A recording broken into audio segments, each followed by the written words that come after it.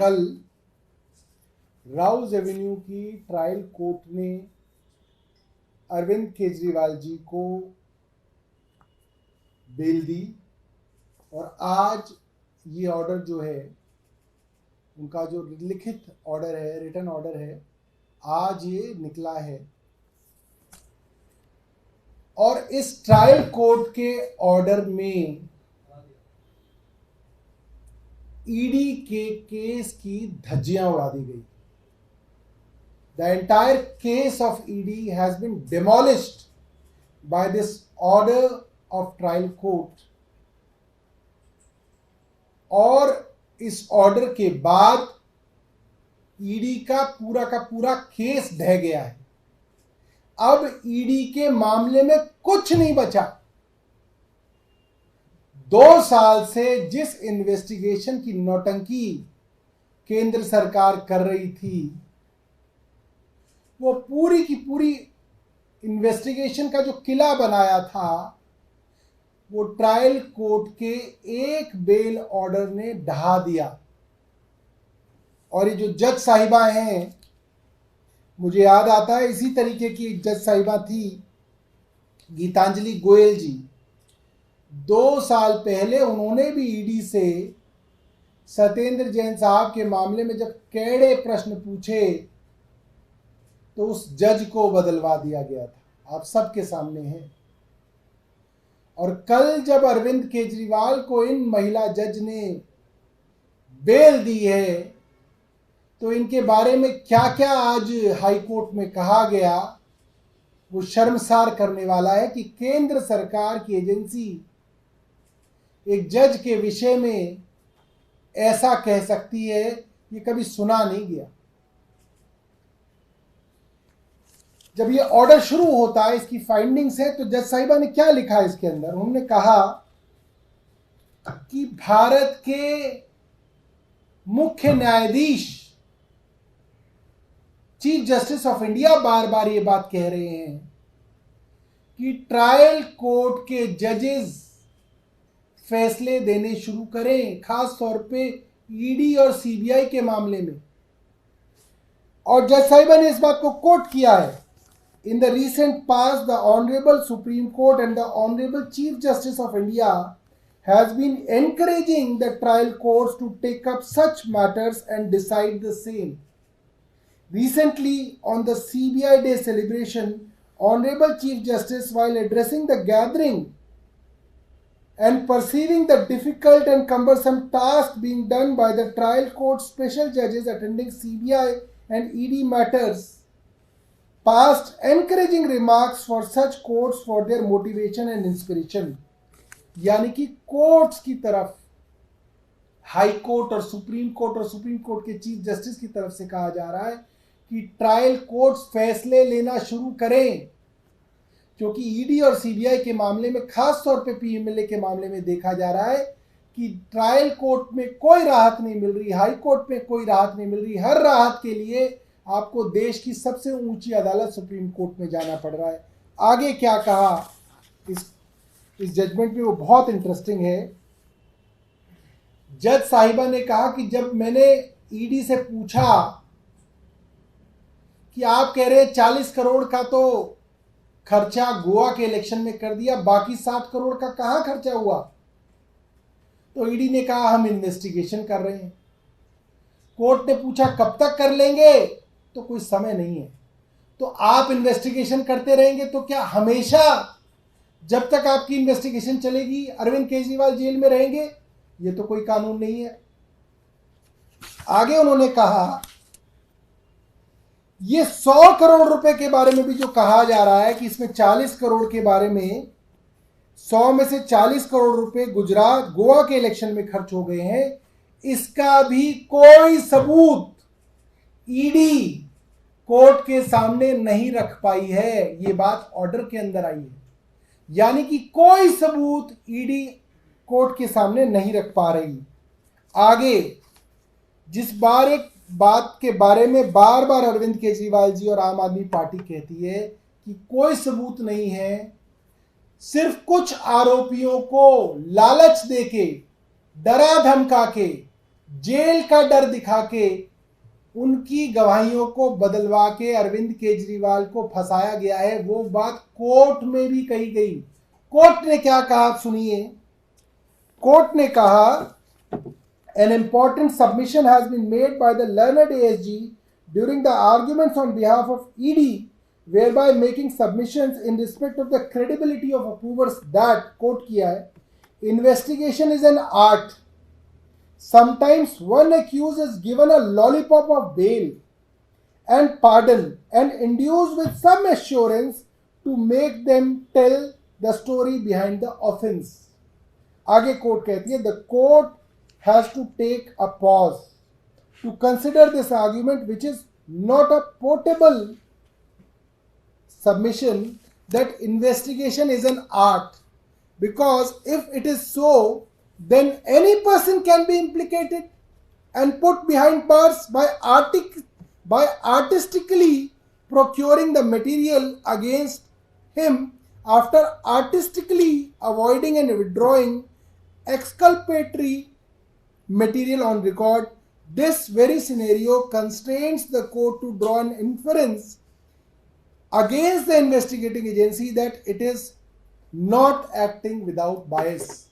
ये बहुत बड़ी और डैमेजिंग स्टेटमेंट है देश की सबसे बड़ी एजेंसी ईडी के बारे में। क्या कहा कोर्ट ने? ईडी का वकील कोर्ट में कह रहा है कि साहब, हमको किसी से गवाही लेनी है तो उसको कोई लॉलीपॉप तो देनी पड़ेगी कि तुमको हम छोड़ देंगे, तुमको हम जेल में नहीं भेजेंगे, उसको हम लालच देंगे। और ये जो इन्वेस्टिगेशन है एक आर्ट है, कला है। तो कोर्ट ने उस कला के ऊपर टिप्पणी की, ये कला मुझसे हजम नहीं हुई। ऐसे तो कोई भी कलाकार कला के माध्यम से किसी भी आदमी को जेल में डाल सकता है, ये कोर्ट ने कहा। कोर्ट ने कहा ये कैसी कला है जिसके अंदर आप अपनी मर्जी से कोई स्टेटमेंट मानेंगे और कोई स्टेटमेंट छोड़ देंगे, और किसी भी बेगुनाह आदमी को आप किसी दूसरे आदमी को लालच देके डर दिखा के जेल में डाल देंगे। ये कानून संगत नहीं है। ये कोर्ट ने अपने ऑर्डर में लिखा है, पैराग्राफ नंबर 28 में। इसके बाद कोर्ट ने क्या कहा? कोर्ट ने कहा कि कहते हैं कि हमको चैट मिल गई, एक आदमी के पास 1 करोड़ रुपए मिल गए और उस आदमी की मुख्यमंत्री से चैट मिल गई। बस इतना ही बताती है ईडी, इतना ही टीवी में चलाया जाता है। मुख्यमंत्री और हवाला, एक आदमी के पास 1 करोड़ रुपए मिले, उनकी चैट मिल गई, सबूत मिल गए। क्या चैट है? उसने मुख्यमंत्री को हैप्पी बर्थडे कहा, मुख्यमंत्री ने थैंक यू कहा।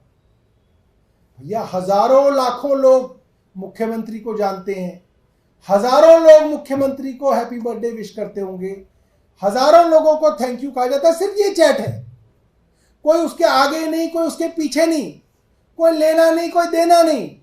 सिर्फ ये चैट की happy birthday sir, thank you.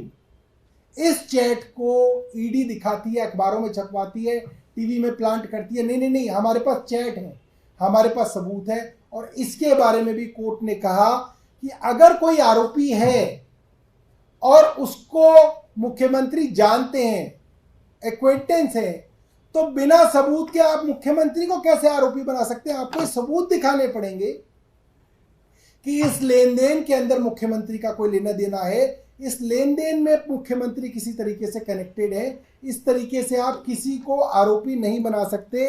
ये बात कोर्ट ने अपने इस ऑर्डर में कही। It may be possible that some known persons of the applicant, यानी कि मुख्यमंत्री, are having involvement in an offence or being known to a third person involved in an offence, but ED has failed to give any direct evidence against the applicant in respect of the proceeds of crime. यानी कि कोई direct evidence मुख्यमंत्री जी के खिलाफ ED के पास नहीं है। इसके बाद अगले पैराग्राफ के अंदर कहती है ED, on the other hand, court कहती है, on the other hand ED is silent of certain issues raised by the applicant, such as he was not named in CBI case or in ECIR. Secondly, the allegations against the applicant have surfaced after subsequent statements of certain co-accused. Thirdly, this is also an admitted fact that the accused has not been summoned by the court till date, yet he is lying in the judicial custody at the instant of ED on the pretext of investigation still being going on. मुख्यमंत्री जी का नाम ना तो ED की FIR में है, ना CBI की एफआईआर में है। मुख्यमंत्री जी को अब तक कोर्ट ने किसी चीज में तलब नहीं किया है। मुख्यमंत्री जी के विषय में जो भी सबूत ईडी के पास है वो पिछले 1 साल से मुख्यमंत्री जी के बारे में जो भी कुछ है वो ईडी के पास थी।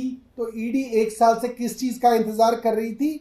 और इस तरीके से आप किसी को जुडिशियल कस्टडी के अंदर हमेशा के लिए नहीं रख सकते हैं।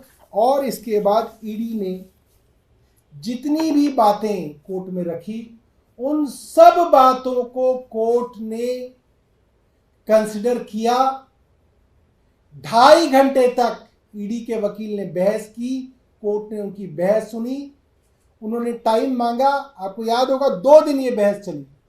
पहले दिन ही कोर्ट कह रही थी कि हम और समय नहीं देंगे, मगर फिर भी उनको अगले दिन का समय दिया, उनकी सारी बहस सुनी, उनके सारे सबमिशंस रिकॉर्ड पे लाए और उसके बाद मुख्यमंत्री जी को बेल दी। और ये बेल ज़रूरी और इम्पॉर्टेंट इसलिए हो जाती है क्योंकि सेक्शन 45 जो पीएमएलए एक्ट का है, जो बेल का सेक्शन है, वो ये कहता है कि यदि पब्लिक प्रोसिक्यूटर यानी कि ईडी किसी बेल का विरोध करे और कोर्ट उसके विरोध को सुने और उस विरोध को सुनने के बाद कोर्ट इस बात से सहमत हो कि इस आरोपी के खिलाफ प्राइमा फेसिया कोई सबूत नहीं है, कोई मामला नहीं बनता, तभी कोर्ट उसको बेल देगी। ये बहुत बड़ी बात है। इसका मतलब है कि ट्रायल कोर्ट ने माना कि जो कुछ भी ईडी ने कोर्ट के सामने रखा उसके अंदर मुख्यमंत्री के खिलाफ कोई मामला नहीं बनता।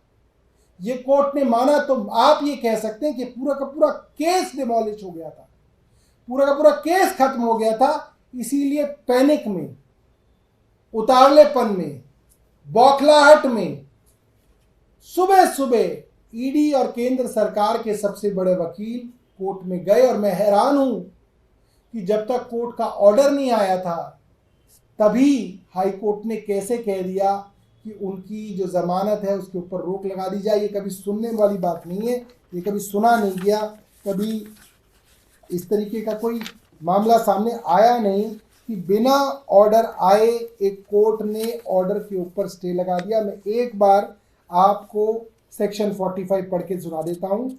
Notwithstanding anything contained in the Code of Criminal Procedure, no person accused of an offence under this act shall be released on bail or on his own bond unless, first condition है, the public prosecutor has been given an opportunity to oppose the application for such release, जो कि इस मामले में हुई। ED ने 2 दिन बहस की। दूसरी condition, where the public prosecutor opposes the application, the court is satisfied that there are reasonable grounds for believing that he is not guilty of such offence and that he is not likely to commit any offence while on bail। यानी कि court, trial court इस बात से convince हुआ कि कोई अपराध अरविंद केजरीवाल जी ने नहीं किया है। बहुत बहुत धन्यवाद। आपके पास कोई प्रश्न हो तो आप पूछ सकते हैं। आप भी करें राहुल गांधी कोर्ट से रात में दिल्ली में हाई कोर्ट जाते हैं, हाई कोर्ट से दिल्ली तो सुप्रीम कोर्ट जाते हैं, तो वही जो कानूनी प्रक्रिया है उसको ईडी अपना रही है। लेकिन फिलहाल क्या आप इसमें आगे देख रहे हैं? आपको लगता है कि जो राहुल गांधी कोर्ट ने कहा उसे हाई कोर्ट मान ले? क्योंकि जब सुप्रीम कोर्ट इन तमाम निचली अदालतों के खिलाफ फैसला देती है तो जाहिर है वो आपके लिए राहत होती है। तो अभी आपको लगता है कि कानूनी लड़ाई रहेगी या राजनीतिक लड़ाई? देखिए, दुनिया और अदालतें हम सब लोगों ने दशकों से देखी है। किसी का अपना मामला होता है तो वो अगले दिन ही कोर्ट में जाता है क्योंकि उसका अपना मामला होता है। मगर यहाँ ईडी का कोई अपना मामला नहीं है। यहाँ ईडी काम ऐसा कर रही है जिससे दिख रहा है कि जैसे उनका अपना घर का मामला हो। अरविंद केजरीवाल जेल में रहे, ये उनकी जाती दुश्मनी हो गई अरविंद केजरीवाल से, ऐसा दिख रहा है। इसीलिए कोर्ट ने कहा कि ईडी अनबायस्ड नहीं दिख रही। बहुत बड़ी बहुत बड़ी बात कोर्ट ने ईडी के विषय में कही है।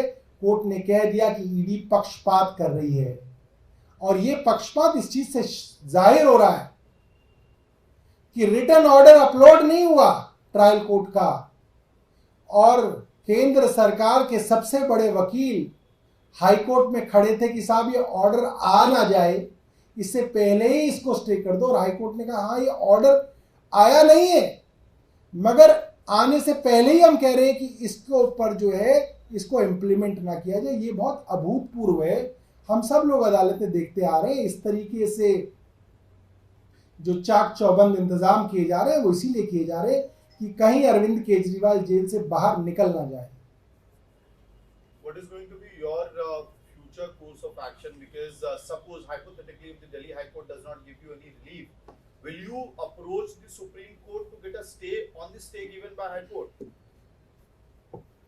देखिए वो तो हमारी लीगल टीम जो है उसके ऊपर तय करेगी, मगर बहुत मजेदार बात यह है कि कोर्ट ने ये कह दिया कि बेल को स्टे कर दो, मगर ऑर्डर हमने रिजर्व कर दिया है। और सरकारी वकील केंद्र सरकार के कह रहे हैं कि अभी कई दिन लगेंगे। उन्हें कैसे पता कई दिन लगेंगे? उन्हें टाइप करना है क्या? उन्हें कहना चाहिए था कि तो शायद रात तक भी आ सकता है, सुबह भी आ सकता है। वो कह रहे नहीं अभी तो इसको अंदर कई दिन लगेंगे। उन्हें कैसे मालूम? मुझे तो नहीं मालूम। तो बड़ी अजीब सी बात है। Saurabh ji, ex law minister Kapil Sibal का भी ट्वीट आया है कि सेक्सुअल अब्यूज के मामले में येदियुरप्पा के ऊपर जब सुनवाई हो रही थी तो कोर्ट ने कहा था कि no Tom Dick and Harry and granted in the bail. देखिए मैंने ये बहुत दिलचस्प बात देखी दिल्ली हाई कोर्ट की। एक ही जज साहिबा एक दिन पहले भारतीय जनता पार्टी से जिसको चुनाव लड़ना है दिलीप रे को, उसके लिए उसकी कन्विक्शन को स्टे करती हैं स्वर्णकांता शर्मा जी।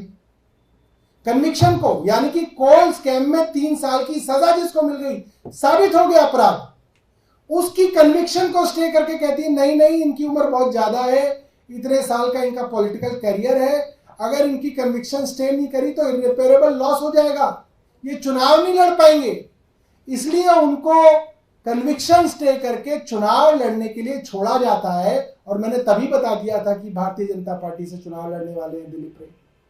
और उसके अगले दिन वही जज साहिबा अरविंद केजरीवाल की बेल को जब सुन रही हैं तो वो कह रही है नहीं नहीं नहीं, मुख्यमंत्री के लिए और एक साधारण आदमी के लिए कानून एक है, कानून अलग अलग कोई ना होते हैं।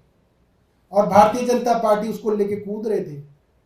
अरे भाई सेम जज 2 दिन पहले कुछ और कह रही है, आज कुछ और कह रही है। और येदियुरप्पा के विषय में जघन्य अपराध, बच्चों के साथ सेक्सुअल एक्टिविटी करना, पॉक्सो के अंदर जो चीजें आती हैं, पॉक्सो जैसे कानून के अंदर एक जज उनको जो है रिलीफ दे रहे हैं कि वो कोई साधारण आदमी नहीं है, वो तो बहुत बड़े नेता हैं। तो सामने ही है, तो सबको दिख रहा है कि किस तरीके से कोर्ट्स अलग अलग विषयों के अंदर अलग अलग तरीके के निर्णय दे रहे हैं। फिर हमें उम्मीद है कि न्यायालय से हमें न्याय मिलेगा।